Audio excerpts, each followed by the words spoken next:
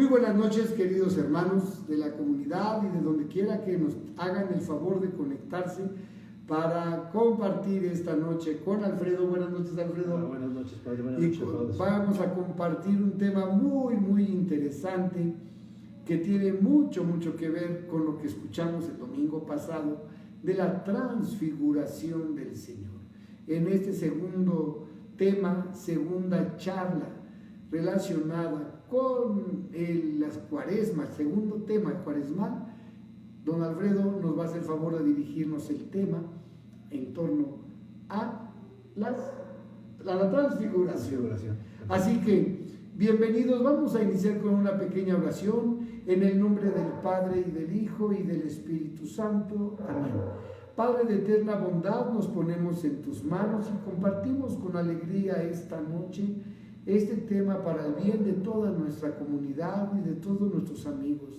Gracias, Padre Santo, por la persona de Alfredo que con sus conocimientos, con su experiencia, esta noche nos va a iluminar y va a compartirnos tantas cosas interesantes en torno a tu amor, a tu bondad, a tu misericordia. Por eso humildemente te suplicamos, transfigúralo, que Él mismo se transfigure y sea voz de tu Espíritu para comunicarnos tu mensaje de salvación. Padre nuestro que estás en el cielo, santificado sea tu nombre, venga a nosotros tu reino, hágase tu voluntad en la tierra como en el cielo. Danos hoy nuestro pan de cada día y perdona nuestras ofensas, como también nosotros perdonamos a los que nos ofenden. No nos dejes caer en la tentación y líbranos del mal. Y a ti, María Santísima, Madre de Jesús y Madre nuestra, te suplicamos ruegues al Señor por Alfredo, para que su Espíritu Santo venga sobre él y nos transmita palabra de vida, palabra que nos ayude a seguir nuestro proceso de conversión en el camino cuaresmal para alcanzar nuestra Pascua al lado de Jesucristo. Dios te salve María, llena eres de gracia, el Señor es contigo. Bendita eres entre todas las mujeres y bendito es el fruto de tu vientre, Jesús. Santa María, Madre de Dios, ruega por él y por nosotros pecadores, ahora y en la hora de nuestra muerte. Amén. El Señor nos bendiga y nos guarde de todo mal y nos lleve a la vida eterna. Amén. Pues con esto, queridos hermanos, vamos a comenzar nuestra charla. Gracias, Alfredo. Gracias, Padre. Te quedas con la comunidad. Gracias, muy amable. Bueno, pues ya los saludamos abiertamente. ¿Qué más que saludarnos con una oración? ¿Qué es lo que vamos a ver ahora? Miren, deben de haber ustedes visto por ahí el título que se estaba poniendo para esta plática era Jesús, legislador, maestro, profeta. Con toda la información que quiero yo tratar de acercarles y darles, quiero que lleguemos a una conclusión. ¿Qué es verdaderamente para nosotros en este momento, después de muchos años y muchas experiencias? ¿Qué es Jesús para nosotros? Legislador, maestro, profeta. Bien, miren, este evangelio, me estoy basando en el evangelio del domingo pasado, o sea, Marcos 9, del 2 al 10. Este evangelio, este acontecimiento, es algo tan importante, fue algo tan importante para nuestra religión. Tenemos que entenderlo. Si ustedes observan, voy a hacer una pequeña introducción antes de entrar en materia porque es necesario para que lo podamos ir comprendiendo. Este acontecimiento es tan importante que las tres culturas, Mateo, Marcos y Lucas, lo manejan y cada uno de ellos lo maneja, lo vemos nosotros en nuestra liturgia, en los ciclos A, B y C de la liturgia anual. En el año A fue Mateo, ahora en el ciclo B es Marcos y en el ciclo C será Lucas. Pero todo esto tiene una importancia gigantesca. Este evangelio está lleno de símbolos, de signos, numerología, muchas cosas que para nosotros debemos de estar muy conscientes que si queremos verdaderamente entender esto, verdaderamente ser lo que decía el Padre Crisanto y lo que nos pide nuestro hermano Jesús, tenemos que ser verdaderamente conscientes, personas conscientes de todo lo que tenemos que aprender, todo lo que tenemos que conocer, todo lo que tenemos que analizar y saber. Este evangelio, más bien este acontecimiento, si ustedes vemos ya la luz de la lectura, vamos a encontrarnos con varias situaciones muy claras. Se van a empezar a ver signos, símbolos, como les decía, numerología.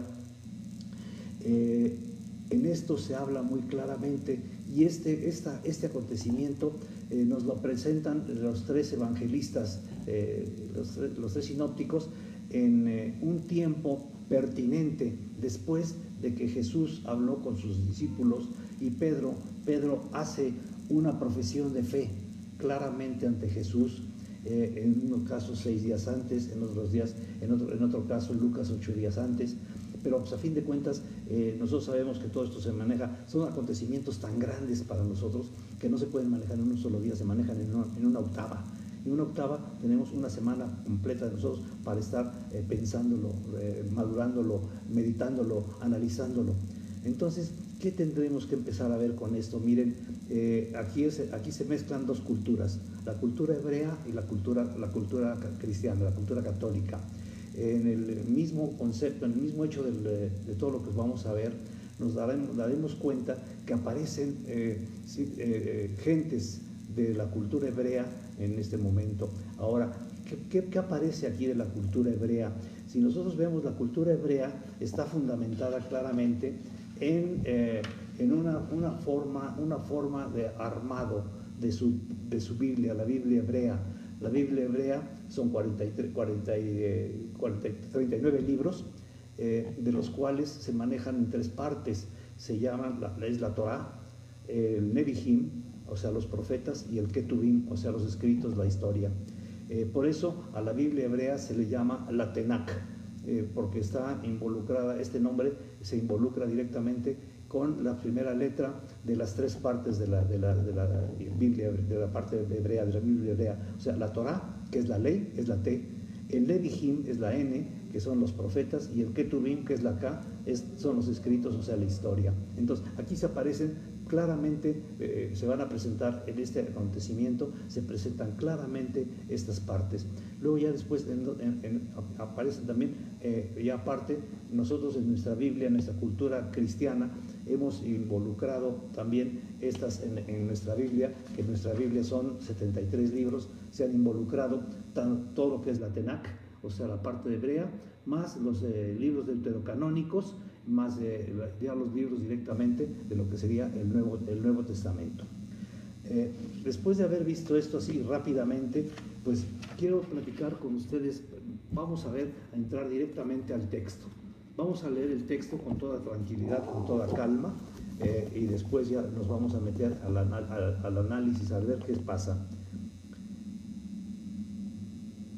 6 días después, Jesús tomó consigo a Pedro, a Santiago y a Juan. Los llevó a solas a un monte alto y se transfiguró ante ellos. Sus vestidos se volvieron de un blanco deslumbrador, como ningún batanero del mundo podría blanquearlos. Se les aparecieron también Elías y Moisés, que conversaban con Jesús. Pedro tomó la palabra y dijo a Jesús: Maestro, qué bien estamos aquí. Vamos a hacer 3 tiendas, una para ti, otra para Moisés y otra para Elías. Estaban tan asustados que no sabían lo que estaban diciendo. Vino entonces una nube que los cubrió, y se oyó una voz desde la nube que dijo: Este es mi Hijo amado, escúchenle. De pronto, cuando miraban alrededor, vieron solo a Jesús con ellos. Al bajar del monte, les ordenó que no contaran a nadie lo que habían visto hasta que el Hijo del Hombre hubiera resucitado de entre los muertos. Ellos guardaron el secreto, pero discutían entre sí sobre lo que significaría aquello de resucitar de entre los muertos. Bien, pues este es el texto que vamos a analizar hoy, y de aquí vamos a partir con muchas cosas. Ustedes se dieron cuenta, hay mucha información, hay mucha mezcla, hay muchos signos, muchos símbolos. En primer lugar, se menciona un monte alto. Hay un monte alto. Siempre cuando hay un monte alto en la cultura hebrea, se habla de una teofanía, o sea, una manifestación, una presencia de Dios. Dios está presente. Siempre que hay algo así, algo extraño, algo que no es fácilmente interpretable, es la presentación de Dios, es la presencia de Dios. Entonces ya tenemos ahí al Padre. Después el monte alto es el lugar en donde está Él, en donde siempre se va a comunicar con nosotros desde el monte alto en la cultura hebrea. Después habla Pedro y dice, vamos a hacer 3 tiendas. Y sí, pues son 3 tiendas las que tenemos ahí a la vista. Vamos a dejarlas ahorita registradas nada más y las vamos a analizar directamente. La nube, que ya habíamos hablado de ello. Ahora, Moisés y Elías, 2 miembros muy importantes de la cultura hebrea. ¿Por qué miembros importantes? Simplemente hablábamos de la Torá. La Torá es prácticamente la ley manejada por Moisés, preparada por Moisés, la ley mosaica. Y el Nevi'im, o sea, los Nevi'im, que son los libros de los profetas, es lo que hace Elías. Elías hace la estructura, la institucionalidad de la cultura hebrea. Después de esto viene la vestidura blanca, un signo claramente en el Antiguo Testamento de divinidad. Luego viene la voz que es también una manera de identificar también que hay un personaje más. O sea, ya tenemos 3 veces que se menciona este personaje, en la nube, ¿sí?, en el monte alto y ahora en la voz. O sea, es la presencia de Dios, la presencia del Padre. Y luego tenemos el número 3, que en la numerología de la Biblia tenemos ahorita, si ustedes se observan claramente, tenemos varios números que se mezclan. Tenemos en primer lugar cuántas personas están ahorita en el monte alto.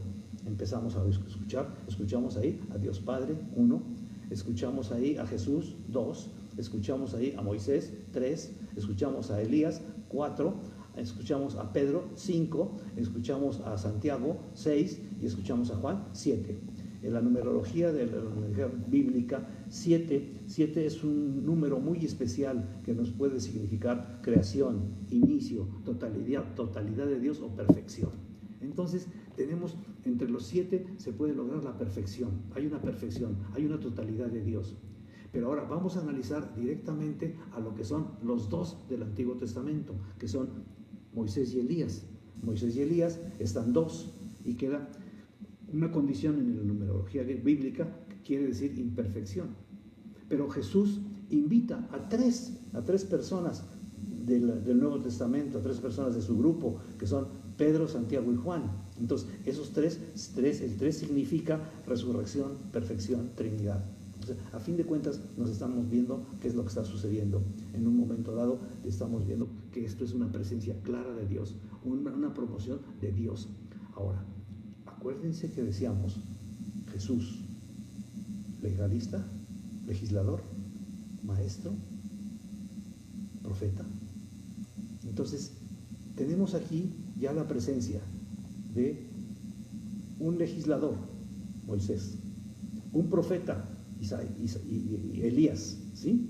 Entonces, y tenemos a 3 personas que están del Nuevo Testamento, que están involucradas con esta misma proporcionalidad. Vamos a entrar directamente a la interpretación, a ver qué nos dice el texto. ¿De qué se trata este Evangelio? Tenemos que identificar con claridad cuál es el verdadero rostro de Dios, el verdadero rostro de Jesús. Jesús se nos va a transfigurar, se nos va a cambiar, va a ser uno, va a ser otro. Fíjense que yo por aquí los traje, realmente los tengo aquí a la mano. Son 2 pinturas abiertas de lo que es Jesús. Está Jesús de una manera y Jesús de otra manera, el Jesús que se conoce y el Jesús transfigurado. Entonces, realmente, ¿qué es verdaderamente Jesús? ¿Qué nos da Jesús realmente en esto? ¿Cuál es su personalidad? ¿Cómo era verdaderamente Jesús? ¿Cuál era el verdadero rostro de Jesús? Miren, les voy a contar una anécdota. Una vez que estaba yo con uno de los sacerdotes que nos hicieron favor, a mi esposa y a mí, de enseñarnos el sistema evangelizando con el Evangelio, el padre Gerardo Sandoval, mexicano, misionero comboniano que estudió en Roma, estábamos analizando una parte de este evangelio y decía él y preguntaba a él, ¿cómo se imaginan ustedes a Jesús? Y una señora dice, híjole, no padre, yo me lo imagino verdaderamente guapo, alto, ojo claro, gran personalidad, una mirada profunda, una presencia de galán. Y el padre le dice, señora, usted me está describiendo un artista de cine. Y Jesús no era un artista de cine. ¿Cómo era Jesús? Piensen ustedes, hermanos, ¿cuál era la verdadera situación de Jesús? ¿Cómo era Jesús? ¿Cómo era Jesús? Y fíjense que en esto tenemos que entender también que al descubrir nosotros cómo era Jesús, estamos viendo con claridad una situación. Verdaderamente, ¿qué dejó Jesús? Acuérdense que Jesús pide venir al mundo a tratar de hacer la última alianza. Si analizamos nosotros el pueblo hebreo con Dios, con el Señor, hubo 5 alianzas que no funcionaron, que el pueblo mismo las destruyó, hasta que viene Jesús y nos deja lo que nosotros manejamos directamente y que lo decimos cotidianamente en nuestra celebración eucarística, la nueva y eterna alianza, y es la que funciona. Entonces, esa alianza, Jesús pide venir a ella, pide venir a realizarla, pero para venir a esta, imagínense, ¿cómo vivía él? ¿Cómo era él? ¿En dónde estaba él? ¿Cuál era su posición directa de vida? ¿Cómo era él en ese momento, su vida antes de venir al mundo? Estaba junto a su Padre. Acuérdense,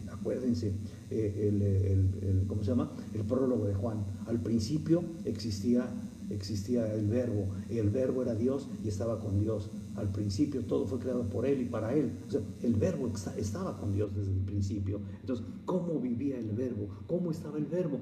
Y viene a la tierra. ¿Y cómo lo recibimos aquí en la tierra? ¿Cómo llega? ¿En dónde llega? Realmente llega a un lugar bonito, agradable.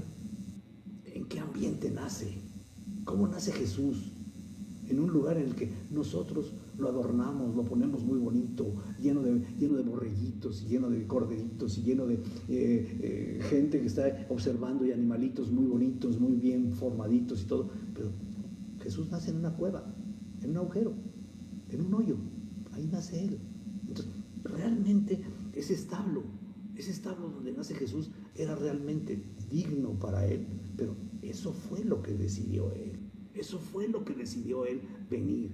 Ese legislador, ese maestro, ese profeta decidió venir en esas condiciones. Decidió venir, ¿por qué? Porque para Él era la manera más clara de venir a trabajar por nosotros, a vivir para nosotros y por nosotros. Entonces, en ese momento está en un establo y de repente se tienen que salir del establo y se tienen que echar a correr. ¿Por qué? Porque el gobernante los andaba buscando.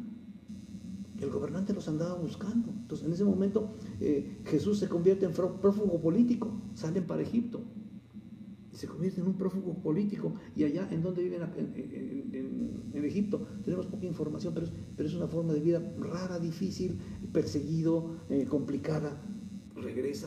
Después de algún tiempo, regresan a Nazaret y a vivir de otra manera.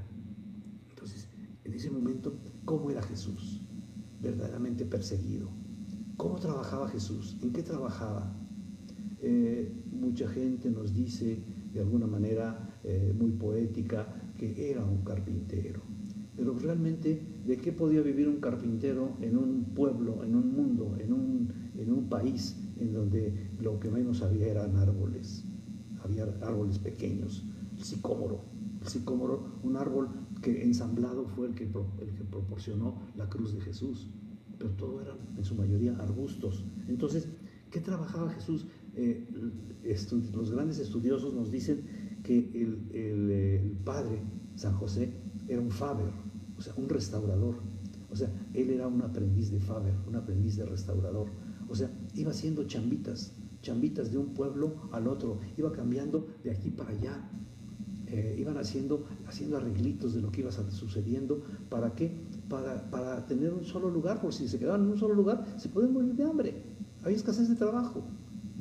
Entonces, al caminar de un lado a otro, caminaba él, se asoleaba, se quemaba su piel.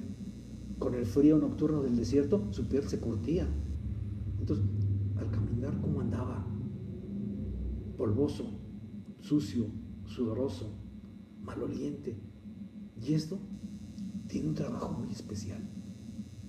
E incluso en nuestros libros de la Biblia nos dice Isaías que Jesús esperaban un hombre sin apariencia, ni presencia, ni belleza física. Vean ustedes, analicen en casa. ¿Qué pasa cuando una madre que ama y que se entrega, que está desde la mañana preparando el desayuno, la comida, el arreglo de la casa, el levantar las camas, el preparar todo, el tener todo listo, y ahora con esta situación en la que tenemos todo el tiempo encima de mamá, la mamá, ¿cómo sale? Sale de su recámara en la mañana arreglada, y como se arregló, así está todo el día, así se quedó todo el día. Jesús, así estaba, simple y llanamente. Si la mamá ama mucho, pues tiene tiempo para los demás, se entrega para los demás y se arregla como se arregló, y así está todo el día. Entonces, una mamá no invierte mucho tiempo en cuidarse. Una mamá se entrega ya cuando tiene un poquito de tiempo, cuando tiene un poquito de tiempo para dedicarse a ella. Pero Jesús verdaderamente se encargaba de él mismo.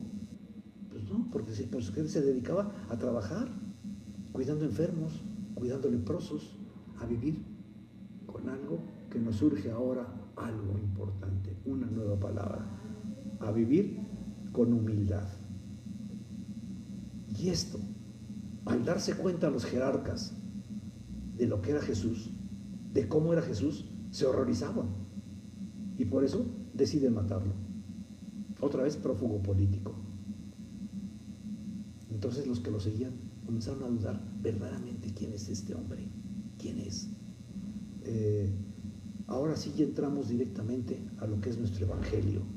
Nos decía Marcos y Mateo 6 días, Lucas nos dice 8 días después. Acuérdense, son tiempos de festejos, de festividades. En las octavas nosotros celebramos un día, es tan grande este día que lo celebramos en una octava. Hoy, por ejemplo, en el evangelio de hoy se veía también, se hablaba claramente de las necesidades de Jesús, a lo que verdaderamente estaba Jesús, a lo que verdaderamente se había dedicado, a lo que verdaderamente se dedicó a vivir aquí en el mundo. Entonces, entremos ya después de este preámbulo, entremos a este evangelio. ¿A cuántas personas toma Jesús de sus discípulos? A 3. O sea, otra vez un signo. Ese signo, estamos hablando que es un signo que puede ser el 3, a los 3 días resucitó, 3 días es perfecto, la situación perfecta. La Santísima Trinidad son 3. Entonces la familia trinitaria son 3, la Sagrada Familia son 3. Entonces el 3 es un signo, es un símbolo. Y Jesús toma a 3: a Pedro, a Juan y a Santiago. O sea, si nosotros vemos a Pedro, Santiago y Juan y vemos las características que vio Jesús o que estuvo Jesús manejando en ellos, vemos a Pedro en el muy posible jefe de la iglesia, a Juan en el teólogo. Analizamos sus escritos, analizamos su evangelio y vemos teología pura. Y luego vemos a Santiago el catequista. O sea, tenemos ahí, Jesús tiene, en esos 3 es a la gente en la que está formando su equipo de trabajo. Ya tiene a alguien que maneje a su grupo, ya tiene a alguien que los coordine, a alguien que los lleve hacia acá y hacia allá, ya tiene al que entienda la palabra, al que le explique, y al catequista que sea el que enseñe lo que estos 3 hombres pueden empezar a entender para todos nosotros los demás. Entonces, por sus características de estos 3, los lleva directamente al Monte Alto. ¿El Monte Alto por qué?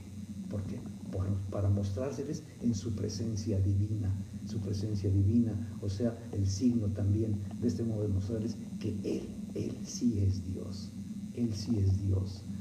Acuérdense ustedes que ver a Dios y morir Por eso no podemos vemos el rostro de Dios y después morir, porque ya nada resultaría agradable para nosotros después de ver el rostro de Dios, después de ver su presencia magnífica, su presencia, el sentimiento, lo que uno sentiría al verlo simplemente, al tenerlo cerca, ¿no? Entonces, esa es la forma en que se va a demostrar a ellos. Y una vez que esto hace, Él regresa. Cuando se les muestra ya a todos ellos, se les va a mostrar en su misma condición. Por eso les dice, regresen. Hay que regresar al trabajo, a la humildad, a la sencillez, a la pobreza. Se puso a servir, a enseñar y a amar. Aparecen Moisés y Elías. ¿Qué aparecen Moisés y Elías? Moisés y Elías son la estructura básica de la cultura hebrea. La cultura hebrea, Moisés, la ley mosaica, Moisés recibe las tablas de la ley, los 10 mandamientos que Dios le da al pueblo hebreo, y de esas 10 mandamientos, él hace más de 600 para coordinar, para controlar a un pueblo desordenado. Entonces, Moisés les deja la ley mosaica. ¿Y Elías qué hace? Elías es el que promueve todo lo que es la cultura, la estructura del pueblo judío, ¿sí? Entonces, esos 3 aparecen ahí y están hablando con Jesús. Y en ese momento, al hablar con Jesús, otra vez vemos el signo. Son 3, otra vez Moisés, Elías y Jesús. Otra vez el signo, resurrección, perfección, Trinidad. En ese momento, Pedro le dice, oye Señor, hagamos 3 tiendas.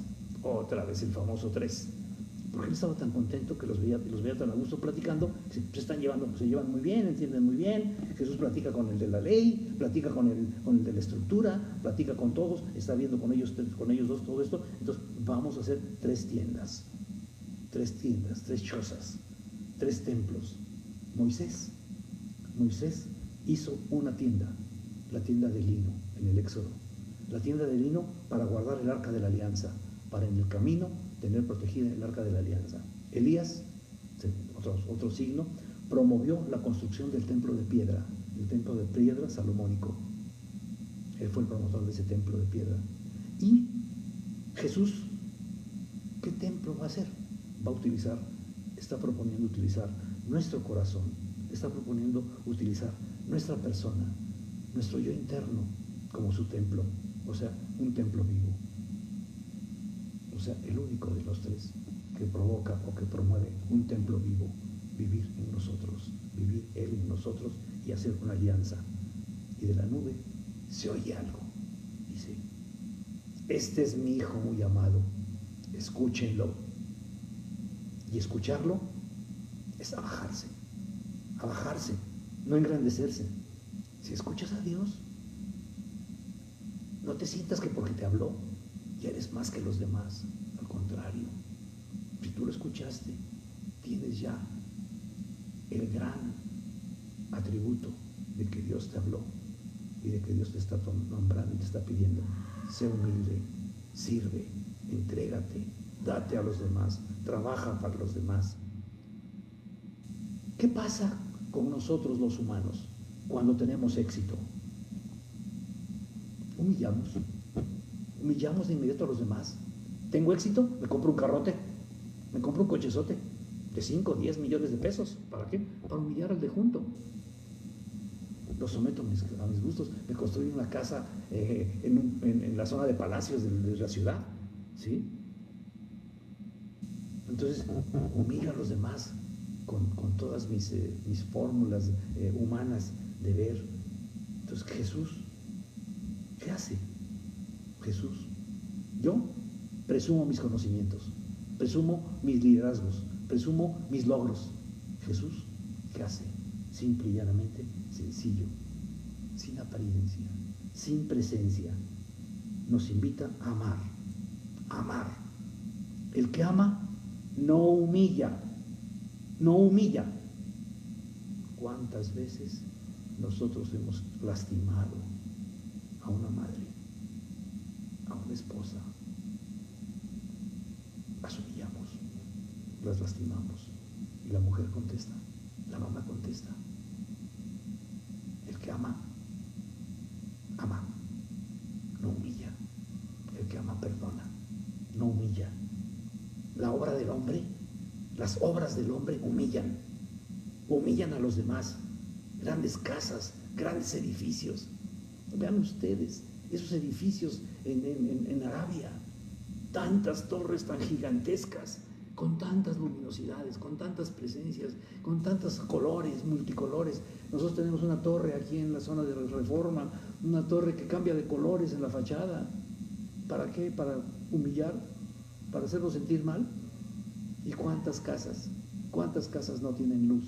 ¿Cuántas casas no tienen esos juegos de luz aquí en nuestra ciudad? Entonces, verdaderamente la obra de Dios no humilla. ¿Cuál es la obra de Dios? Un bosque, una montaña, el mar. Eso no humilla, no humilla. Deja una sensación grande dentro del corazón. Dentro del corazón nosotros podemos ver esto con toda tranquilidad, con toda firmeza. Entonces, ¿qué les dice Jesús? ¿Saben qué? No cuenten ustedes esto, porque esto no es importante. Esto no es importante. Lo que ustedes vieron no es importante. El que hayan visto una blancura tan grande que nadie puede lograr esa blancura en las ropas en el mundo, eso no es importante. El que me hayan visto en plena belleza física, eso no es importante. Lo importante es ser sencillo, ser humilde, ser servidor último de todos. Servidor último de todos. ¿Quién sirve en casa sin pedir nada a cambio? ¿Qué posición tomamos nosotros en casa? ¿Servimos? ¿Apoyamos? ¿O simplemente utilizamos nuestra posición de poder, de potencia? Yo soy el que mando. Yo soy el que controlo. Yo soy el que traigo el dinero a casa. Verdaderamente, esa es la posición. Jesús no quiere el rostro del transfigurado, quiere el del servidor último de todos. Jesús no vino a sentarse a la mesa para que le sirvieran. Él sirve a todos. En casa, ¿cuántas veces yo me pongo a auxiliar, a servir? ¿Cuántas veces lavo los trastes? ¿Cuántas veces hago la limpieza del patio, de la calle? ¿Cuántas veces lavo baños? ¿Cuántas veces tiendo la cama en la que duermo? Jesús lava pies. Él puso esa situación y nosotros la vivimos en Semana Santa, en el lavatorio. ¿Y eso qué significa? Lavar pies. Nosotros veíamos que Jesús, cómo llegaba, sudoroso, cansado, llegaba a visitar a alguien a su casa. ¿Y cuál es la cultura hebrea? Lavarle los pies al que llega. Imagínense, cansado, los pies llenos de polvo, y que te laven los pies con agua fresca. ¿Qué se sentirá? ¿Cuántas veces le has lavado las manos a un enfermo de casa? ¿Cuántas veces le has lavado las manos a esa persona que consideras la más ínfima en tu casa? ¿Cuándo has hecho algo por ella? ¿Cuándo has hecho algo para ti mismo que sea crecimiento y que la otra persona sepa decir, verdaderamente eres un imitador de Cristo? ¿Sirves a la mesa? ¿Cuántas veces has invitado gentes a comer a casa? ¿Y cuál es tu lugar? El lugar de honor, la cabecera. Verdaderamente ese es tu lugar. O en ese lugar debería sentarse la persona que más ama en nuestras casas.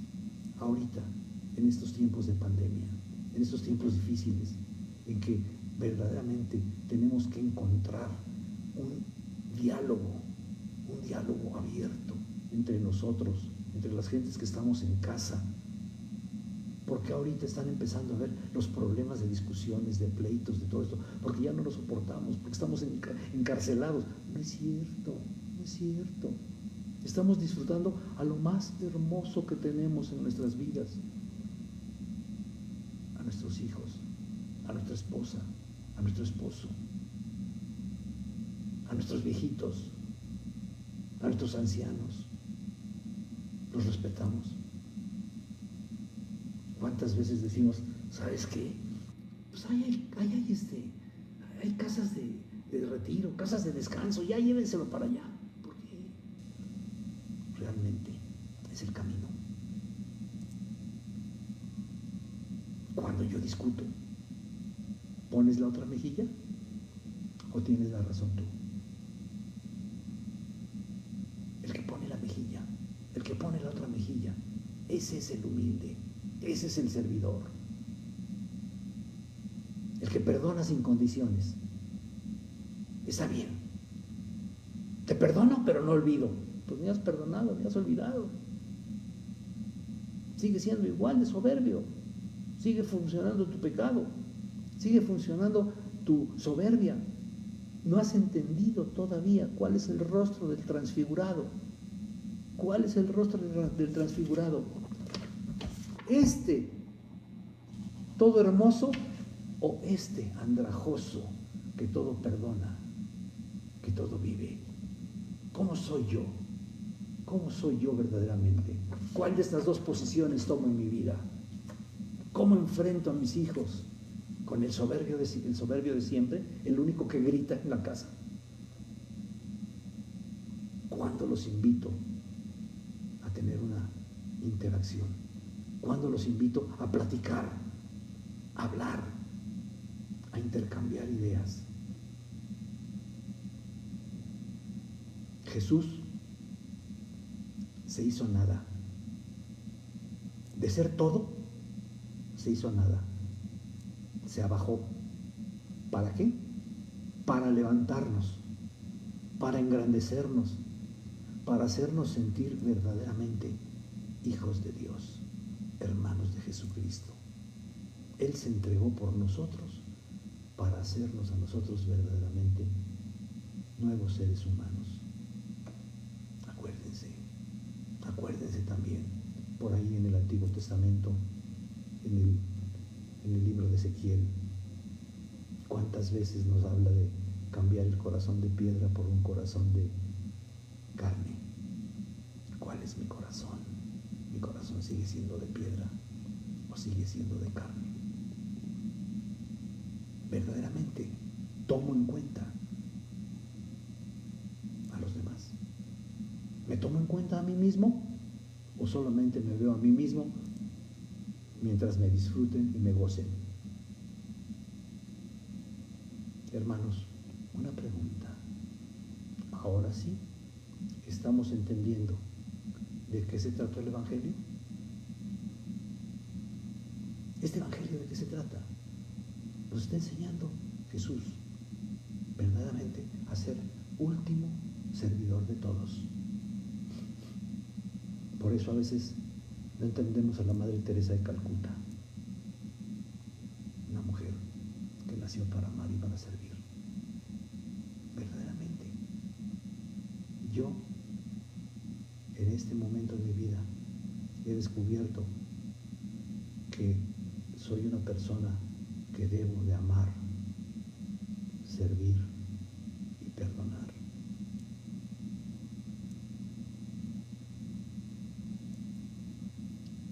Legislador, maestro, profeta, ¿qué soy yo? Y una pregunta adicional a todo esto. Ustedes vieron que aparecía por ahí Moisés y Elías, que llegaron juntos. Moisés, Elías, llega Jesús, se une con ellos, están ahí Pedro, Santiago y Juan, iglesia hebrea, o sea, cultura hebrea, cultura cristiana, desaparece la cultura hebrea y se queda la cultura cristiana y sustituye, se fusionan en un nuevo evangelio, utilizando el Nuevo y el Antiguo Testamento para un mismo objeto, servidor último de todos. Ese es verdaderamente el trabajo de Jesús, servidor último de todos. A eso vino, a eso quiso llegar, y con eso logró lo que no se había podido lograr: la nueva y eterna alianza. Al dejarnos a nosotros en esa estructura tan hermosa que es la celebración eucarística, verdaderamente entenderla, vivirla, vivir cada una de sus partes, entender la doxología final, presencia viva, en la cual el sacerdote exacerbado, lleno de emoción, nos lleva de la mano al Padre, al Hijo y al Espíritu Santo, en ese momento en que Él, el sacerdote, el consagrado, es el único que nos puede llevar a ellos, y nosotros por eso contestamos muy contentos el amén, así sea. Hermanos, aquí para mí este acontecimiento siempre lo había yo visto mucho, pero nunca lo había yo visto desde el punto de vista de decir, la cultura hebrea tiene una historia y a través de sus apóstoles Jesucristo se abre a los gentiles. Nosotros somos los gentiles, o sea, la gente que no entendía lo que estaba sucediendo, la gente que no sabía lo que podía esperar de Jesucristo. Por eso San Pablo es uno de los pilares grandes, Pedro y Pablo, pilares de la iglesia. ¿Por qué? Porque Pablo abre la puerta a todos nosotros, los que no éramos hebreos, los que no somos hebreos. En ese momento la iglesia se abre a todos nosotros. Y aquí, para mí, en lo personal, una apreciación muy humilde, muy sincera, es que en este momento Jesús nos muestra a todos nosotros la creación de su nueva iglesia. Esa iglesia que tú y yo profesamos, esa iglesia que tú y yo llevamos a cabo, visitamos, vivimos, pero la llevamos hacia adelante. Simple y llanamente estamos de acuerdo con ella, trabajamos para ella o nos servimos de ella. ¿Cuánta gente me dice, no, yo sí estudio, yo sí he estudiado, yo sí conozco mucho, yo sé mucho de Jesús, sé mucho de Dios? Y esa es otra pregunta también difícil. Verdaderamente, la persona, el ser humano, debe de estar interesado en saber de Dios, en saber de Jesús. El que sabe, ya vimos que la mucha sapiencia, la mucha sabiduría, humilla a los demás. ¿Qué es lo que tenemos que saber? Simple y llanamente, tomar el sabor de Dios. Sapere, sabor de Dios. Tomar el sabor de Dios en cada evangelio, en cada acontecimiento, en cada hecho que Jesús nos deja para analizar, para conocer, para estudiar. Nos está diciendo, tú eres mi hermano, eres amado por mí. Y si yo le tomo sabor a él, eso es lo que debemos hacer. Saborear a Jesús, tomar el sabor de Jesús.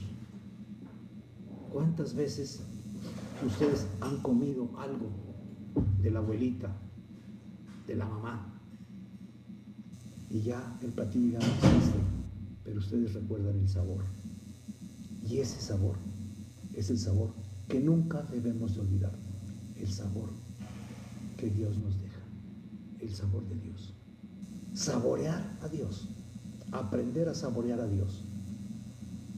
Recuerdo muy claramente cuando iba yo a mis primeros exámenes universitarios, vivíamos en casa de mis abuelitos, mi papá murió cuando era yo muy chico, entonces nos fuimos a vivir a casa de mis abuelitos y mi abuelita me decía, cuando iba yo saliendo de casa para mis exámenes de mi primera carrera profesional, me decía que el Espíritu Santo te abra el entendimiento.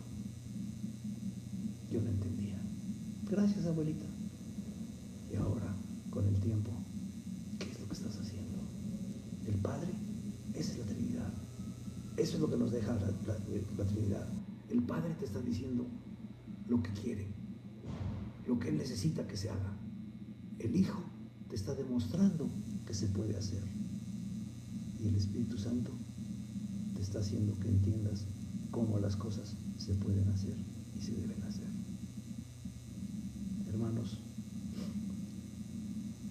nos han pedido que vayamos guardando una idea de cada una de las semanas. La primera semana, crean, escuchen y crean en el Evangelio.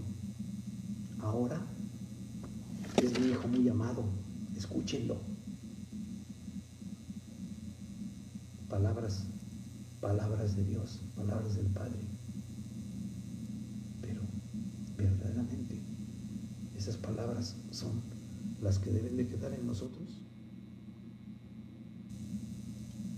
Oigámosla, entendámoslas, hagamos una digestión de ellas y saboreémoslo claramente. ¿Escuchas? Este es mi Hijo muy amado, ¿lo escuchas? ¿Qué vas a hacer hoy terminando de ver este evento? ¿Tuviste un problema con un hermano? ¿Con un hijo? ¿Con una hija? ¿Con el esposo o la esposa? Vas a llegar y le vas a decir, te amo, perdóname. O simple y llanamente, si saboreas a Dios, si le tomas sabor a Dios, sabes que Él es humilde, limpio de corazón, entregado por los demás. Ese es Jesús. Ese es Jesús. Jesús es un ser vidor, un servidor de todos. ¿Lo entendiste? ¿Lo captaste? Hazlo. Y que Dios te bendiga. Gracias, hermanos, por su presencia. Que Dios los bendiga y pues qué lástima, en este sistema no tenemos una forma de preguntas y respuestas, pero pues de alguna manera quedo al servicio de ustedes, cualquier cosa que tengan, cualquier cosa que se les haga, que quieran saberlo, a través de la parroquia podemos tener nuestro teléfono. Pero realmente, hermanos, saboreen a Dios, tómenle sabor. La próxima vez que estén ustedes en el templo, a la hora de comulgar, a la hora de ver ese pan, esa insignificancia, saborearlo, pero saborea lo que te dejó dicho, lo que te dijo en esa liturgia. Entendamos nuestra misa, entendamos nuestra liturgia. No es algo que sea algo muy especial, simple y llanamente es tener la curiosidad de entender cada paso de la liturgia que es y tomarle sabor y hacer que esa vida sea de todos los días.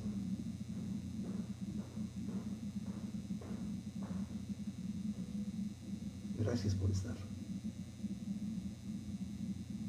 Yo quisiera pedirles ahorita, tenemos 4 o 5 minutos todavía,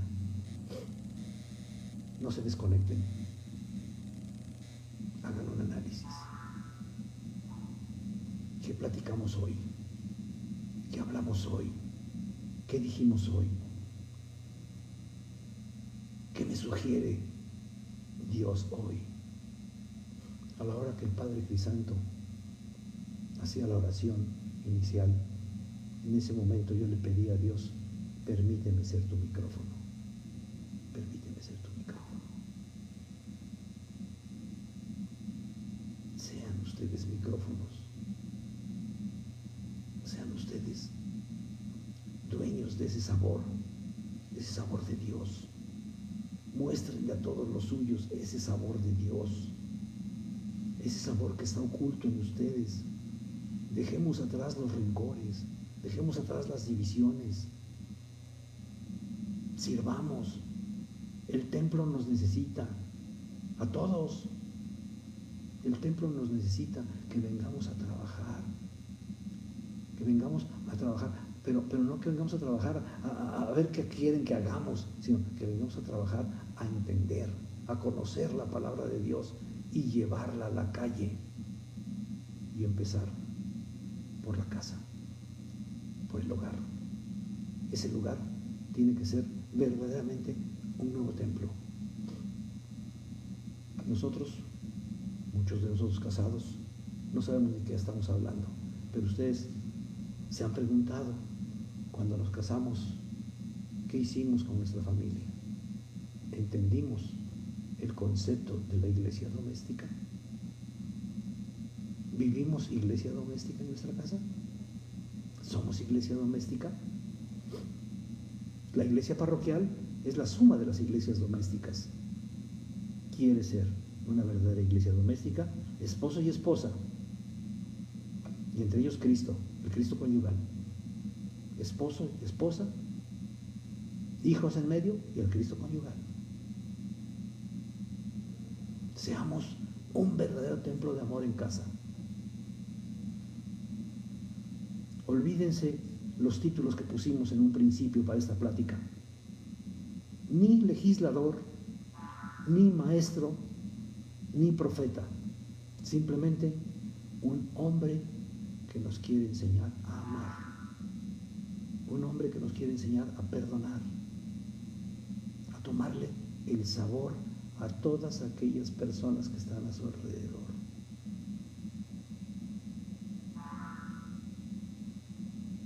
Realmente, ¿qué me está dejando esta cuaresma? ¿Qué voy a tener ahora esta cuaresma? ¿Cuántas cuaresmas hemos pasado? Verdaderamente tenemos grandes cosas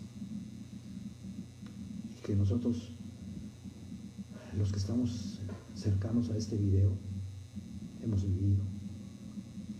vivido aquí la parroquia, la presencia de un gran líder, José Luis Herrera, la presencia de otro nuevo gran líder,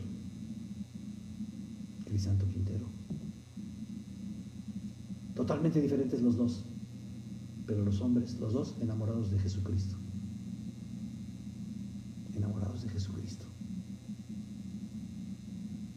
Ellos, José Luis, todavía nos dejó un recado. No lloren, no lloren, canten. Me voy muy contento. Dios nos ama, Dios nos ama. Verdaderamente, ese es el amor. Estar tranquilos, poder decirle hoy a esa persona que está en casa con la que estoy inquieto, estoy molesto: Dios te ama y yo también te amo. En el nombre de Dios, perdóname. En el nombre de Dios, quiero seguir estando cerca de ti. Quiero seguir siendo ese jefe en este grupo, ese teólogo en este grupo, ese catequista en este grupo.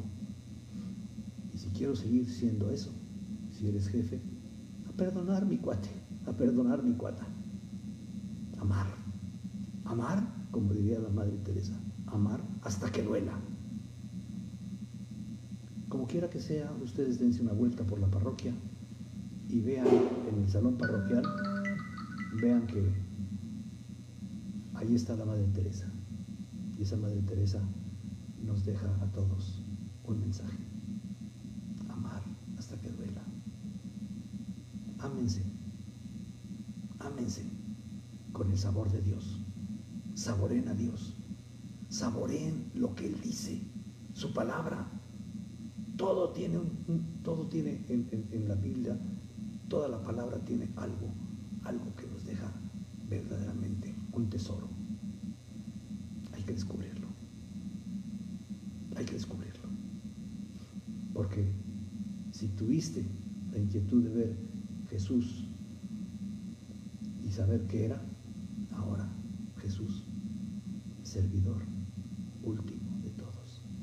Jesús está para servirme y yo estoy para servirte. Que Dios los bendiga. Gracias por estar aquí.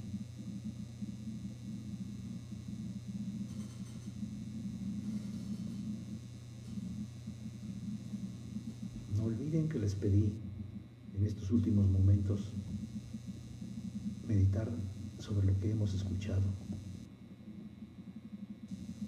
que me dejó algo, bendito sea Dios, que me dejó mucho, bendito sea Dios, que no me dejó nada, bendito sea Dios. Pero algo tenemos que hacer, algo tenemos que hacer.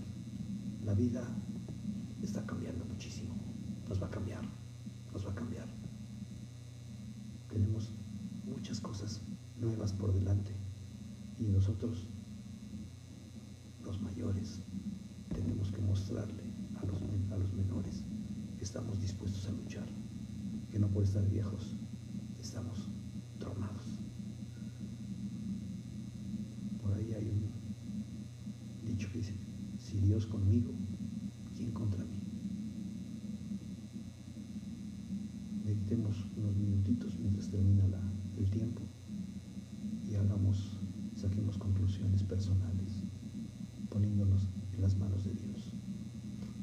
Acuérdense ustedes, una forma muy sencilla de ponerse en las manos de Dios es ponerse sentados cómodamente, sus manos sobre sus piernas y sus manos en las rodillas, respirar y decir: Maranatha, Maranatha, Maranatha.